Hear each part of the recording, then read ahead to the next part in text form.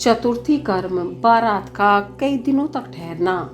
सप्तऋषियों के समझाने से हिमालय का बारात को विदा करने के लिए राजी होना, मैना का शिव को अपनी कन्या सौंपना तथा बारात का पुरी के बाहर जाकर ठहरना।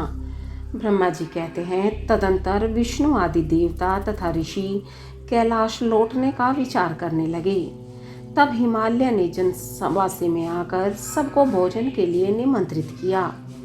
तत्पश्चात देवेश्वर शिव को आमंत्रित करके हिमाचल अपने घर को गए और नाना प्रकार के विधान से भोजनोत्सव की तैयारी करने लगे। उन्होंने प्रसन्नता और उत्कंठा के साथ भोजन के लिए परिवार सहित भगवान शिव को यथोचित रीति से अपने घर बुलवाया।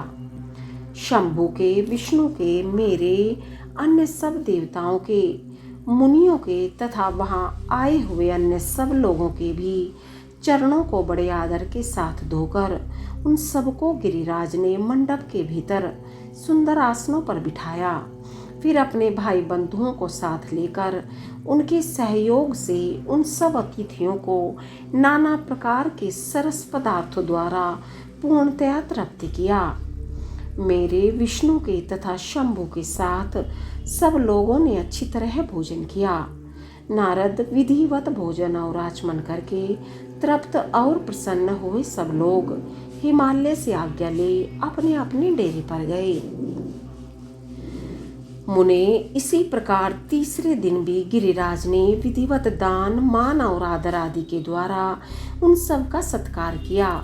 चौथा दिन आने पर शुद्धता पूर्वक सविधि चतुर्थी कर्म हुआ, जिसके बिना विवाह यज्ञ अधूरा ही रह जाता है। उस समय नाना प्रकार का उत्सव हुआ, साधुवाद और जय जयकार की ध्वनि हुई। बहुत से सुंदर दान दिए गए, भांति भांति के सुंदर गान और नृत्य हुए।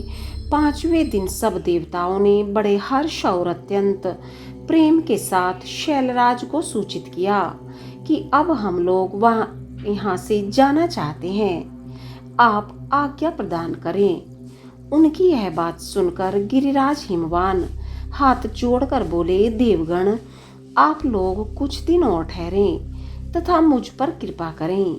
यूं कहकर उन्होंने स्नेह के साथ उन देवताओं को, भगवान शिव को, विष्णु को, मुझको तथा अन्य लोगों को बहुत दिनों तक ठहराया और प्रतिदिन विशेष आदर सत्कार किया। इस प्रकार देवताओं के वहां रहते हुए बहुत दिन बीत गए। तब उन सब ने गिरिराज के पास सप्तऋषियों को भेजा। सप्तऋषियों ने हिमवान और मैना से समयोचित बात कहकर उन्हें समझाया, परम शिव तत्व का वर्णन किया तथा प्रसन्नता पूर्वक उनके सौभाग्य की सराहना की।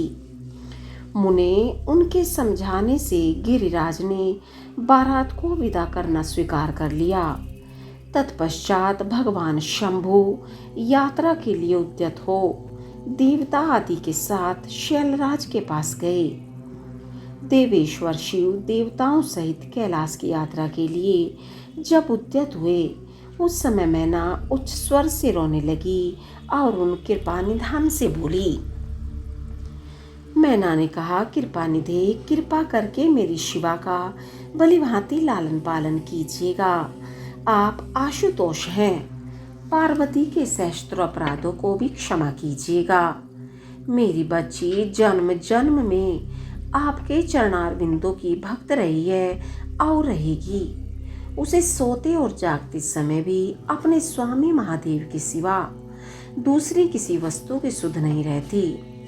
मृत्युंजय आपके प्रति भक्ति भाव की बातें सुनते ही यह हर्ष के आंसू बहाती हुई पुलकित हो उठती है और आपकी निंदा सुनकर ऐसा मौन साध लेती है मानो मर ही गई हो। ब्रह्मा जी कहते हैं, नारद, ऐसा कहकर मेनका ने अपनी बेटी शिव को सौंप दी और उन दोनों के सामने ही उच्च स्वर से रोती हुई वह मूर्छित हो गई। तब महादेव जी ने मैना को समझाकर सचेत किया और उनसे विदा ले देवताओं के साथ महानुत्सव पूर्वक यात्रा की। वे सब देवता अपने स्वामी शिव तथा सेवक गणों के साथ चुपचाप कैलाश पर्वत की ओर प्रस्थित हुए। वे मन ही मन शिव का चिंतन कर रहे थे। हिमाचल पुरी के बाहरी बगीचे में आकर शिव सहित सब देवता हर्ष और उत्साह के साथ ठहर गए और शिवा के आगमन की प्रतीक्षा करने लगे। मुनीश्वर, इस प्रकार देवताओं सहित शिव की श्रेष्ठ यात्रा का वर्णन किया गया। अब शिवा की यात्रा का वर्णन सुनो, जो विरह व्यथा और आनंद दोनों से संयुक्त है।